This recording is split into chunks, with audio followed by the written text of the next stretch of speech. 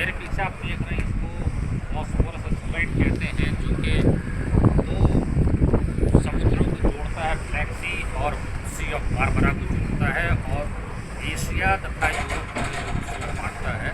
Istanbul विश्व का एकमात्र ऐसा महानगर है जो एशिया और यूरोप दो महादेशों में पड़ता है।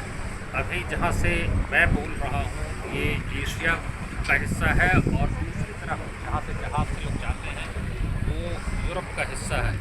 यूरोप में जो हिस्सा पड़ता है उसको ओल्ड इस्तांबुल यानी पुराना इस्तांबुल है और एशिया में जो हिस्सा पड़ता है वो नया इस्तांबुल है।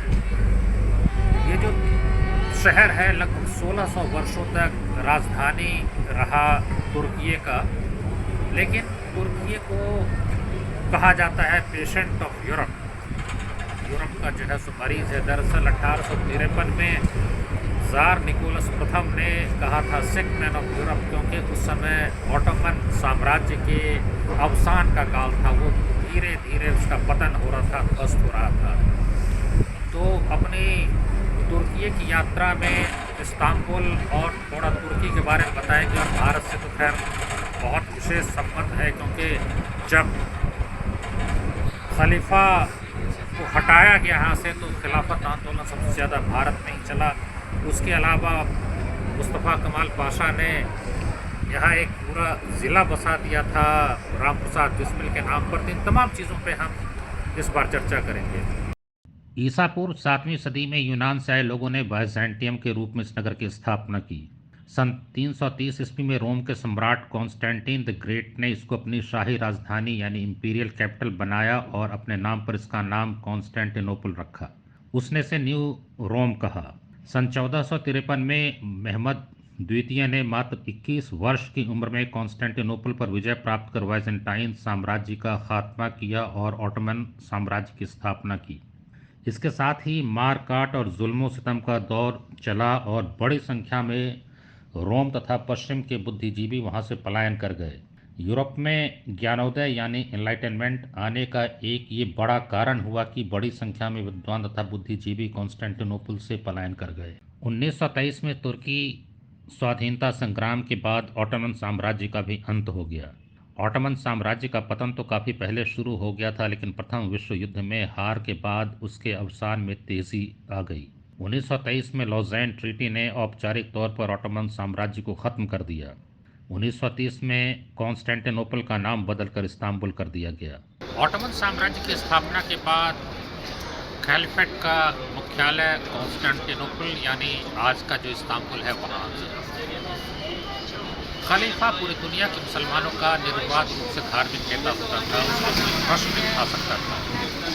मुस्तफ़ा कमाल पाशा ने जो कई सुधार किए उनमें सल्तनत को तो ख़त्म किया ही, साथ साथ जो खिलाफत है, कैलिफेट है, उसको भी ख़त्म कर दिया। 3 मार्च 1924 को तुर्की की ग्रैंड असेंबली ने मुस्तफ़ा कमाल पाशा के नेतृत्व में एक डिक्री के द्वारा कैलिफेट को ख़त्म किया, जिसका विरोध पूरी दुनिया के मुसलमानों ने किया। लेकिन सबसे व्यापक विरोध और बड़े स्तर पर इसके खिलाफ आंदोलन चला भारत में, जिसको खिलाफत आंदोलन कहते हैं। 19वीं सदी से खिलाफत कमज़ोर होता जा रहा था। अब्दुल हमीद द्वितीय ने ऑटोमन साम्राज्य को बचाने तथा अपने देश में हो रहे लोकतांत्रिक आंदोलन को कुचलने के लिए पूरी दुनिया के लिए इस्लामिक कार्यक्रम बनाया। उसने अपने दूत जमाल अल दीन अफगानी को भारत भेजा। भारतीय मुसलमानों में हमीद के प्रति सहानुभूति की लहर पैदा हो गई। मौलाना महमूद हसन देवबंदी ने ब्रिटिश राज के खिलाफ ऑटोमन साम्राज्य एवं जर्मनी की मदद से राष्ट्रीय युद्ध छेड़ने की योजना बनाने का प्रयास किया, लेकिन उनकी योजना का पता अंग्रेजी हुकूमत को चल गया और वो विफल हो गई। 1919 में भारतीय मुसलमानों के द्वारा खिलाफत आंदोलन शुरू किया गया। ये तुर्की के विरुद्ध बरतानिया की नीति और प्रथम विश्व युद्ध के बाद मित्र राष्ट्रों के द्वारा ऑटोमन साम्राज्य को योजनाबद्ध तरीके से टुकड़े टुकड़े करने का विरोध था। इसके नेता अली बंधु थे, मौलाना मोहम्मद अली जौहर तथा मौलाना शौकत अली।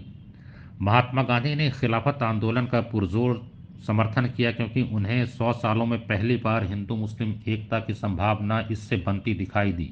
हालांकि गांधी जी के इस निर्णय पर बार बार विवाद होता है कि उन्होंने राजनीति और धर्म को जोड़ने का काम किया। जो भी हो, तुर्की में 1920 में स्थापित टर्किश नेशनलिस्ट पार्टी ने मुस्तफ़ा कमाल पाशा के नेतृत्व में चुनाव में भारी जीत प्राप्त की। 42 वर्ष की उम्र में कमाल पाशा तुर्की गणराज्य के संस्थापक राष्ट्रपति बने। अंतिम खलीफा अब्दुल मेजिद को अपने पद से हटा दिया गया, लेकिन खलीफा को हटाना आसान नहीं था, इसलिए इसमें समय लगा। 29 अक्टूबर 1923 को गणतंत्र की औपचारिक घोषणा के कुछ घंटे पहले मुस्तफ़ा कमाल ने फ्रांसीसी लेखक मॉरिस पर्नॉट को बताया कि फ्रांस ने पूरी दुनिया को स्वाधीनता संग्राम के लिए प्रेरित किया है और उन्होंने खुद भी कुछ समय के लिए फ्रांसीसी स्कूल में पढ़ाई की है। एक आधुनिक सरकार का अर्थ एक पश्चिमी सरकार है। उन्होंने स्पष्ट किया कि इस्लाम तर्क, बुद्धि और प्रगति के विरुद्ध नहीं है, लेकिन तुर्की में एक दूसरा भी धर्म है, तर्कहीन अंधविश्वासों का ढेर।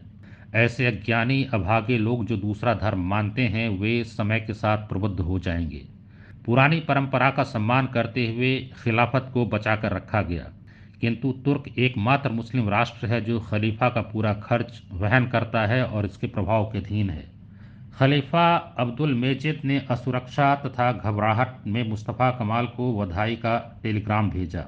इससे पहले पाशा ने खलीफा को सम्मान पूर्वक जवाब दिया था जब उन्होंने पाशा की मां के निधन पर शोक संदेश भेजा। 2 अन्य अवसरों पर भी पाशा ने बड़े आदर के साथ खलीफा के संदेशों का जवाब दिया था, परंतु इस बार जवाब में केवल धन्यवाद भेजा। 29-30 अक्टूबर 1930 की रात को जब गणराज्य की घोषणा हुई, पाशा के विरोधी हैरान रह गए। 101 तोपों की सलामी से नए गणराज्य का आगाज हुआ। नई राजधानी अंकारा और इस्तांबुल के बीच तनाव भयंकर रूप लेने लगा। इस बीच पाशा बीमार हो गए और दैनंदिन कामकाज प्रधानमंत्री इसमें देखने लगे। जनरल केमालेट्टिन सामी को गुप्त आदेश प्राप्त हुआ कि गड़बड़ी की थोड़ी भी आशंका होने पर वे फौज को इकी शहर से इस्तांबुल ले जाएं। खलीफा ने सरकार को अपने खर्च के लिए धन भेजने को कहा। पाशा को लगा कि खलीफा पर हमले का समय आ गया है। खलीफा अब्दुल मजीद विदेशी प्रतिनिधियों के संपर्क में थे। खलीफा ने कहा कि गणराज्य के अधिकारी उनसे संपर्क करें। सरकार ने इसे एक चुनौती के रूप में लिया और फैसला किया कि खलीफा का बजट राष्ट्रपति के बजट से कम होना चाहिए, उनका स्टाफ कम किया जाना चाहिए और उन्हें व्यक्तिगत खजाना रखने का कोई अधिकार नहीं हो। साथ ही उन्हें किसी संपत्ति को बेचने के अधिकार से वंचित कर दिया गया। पाशा का अगला कदम प्रेस को नियंत्रित करना था।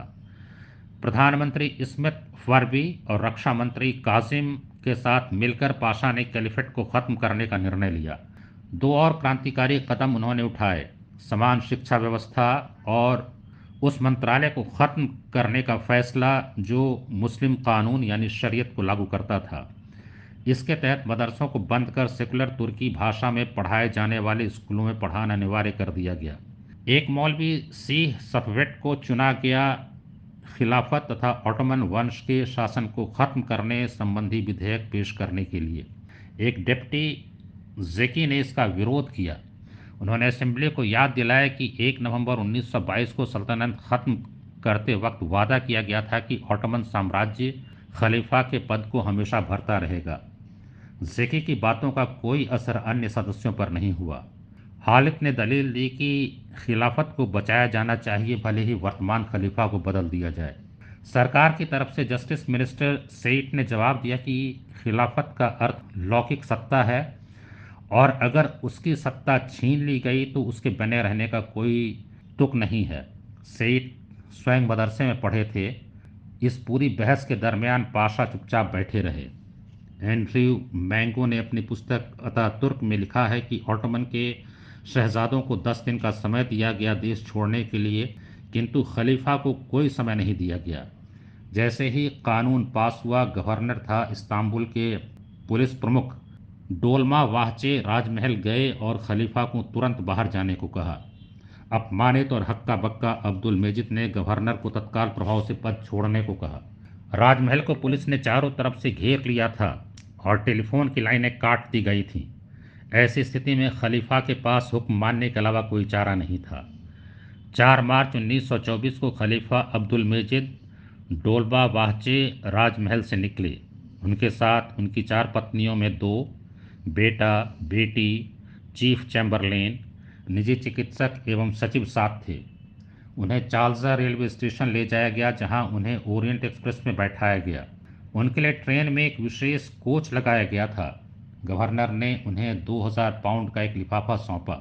अब्दुल मजीद ने एक प्रेस वक्तव्य जारी किया कि वे मुल्क के निर्णय को मानेंगे और आगे फाइन आर्ट्स के प्रति उनका जीवन समर्पित रहेगा। लेकिन जैसे ही ट्रेन बुल्गारिया की सीमा के पार गई, उन्होंने दूसरा वक्तव्य जारी किया कि उन्हें पद से हटाने का फैसला निष्प्रभावी और शून्य है। वे स्विट्जरलैंड गए, लेकिन वहां उन्हें लगा कि खर्च बहुत ज़्यादा है। वहां से वे नाइस गए। अगस्त 1944 में पेरिस में उनका निधन हो गया और उन्हें मदीना में दफनाया गया। भारत में खिलाफत आंदोलन की धार कमज़ोर पड़ गई, क्योंकि एक मुस्लिम ने ही खलीफा को हटाया था। वैसे मुस्तफ़ा कमाल पाशा ने अहमद शरीफ एस सेनुसी को खलीफा बनाने का प्रस्ताव इस शर्त पर पेश किया कि वे तुर्की के बाहर रहेंगे, लेकिन सेनुसी ने प्रस्ताव ठुकरा दिया और अब्दुल मजीद को अपना समर्थन दिया। कम से कम 13 अन्य व्यक्तियों को खलीफा बनने का प्रस्ताव दिया गया, किंतु किसी के नाम पर इस्लामी जगत में आम सहमति नहीं बन पाई।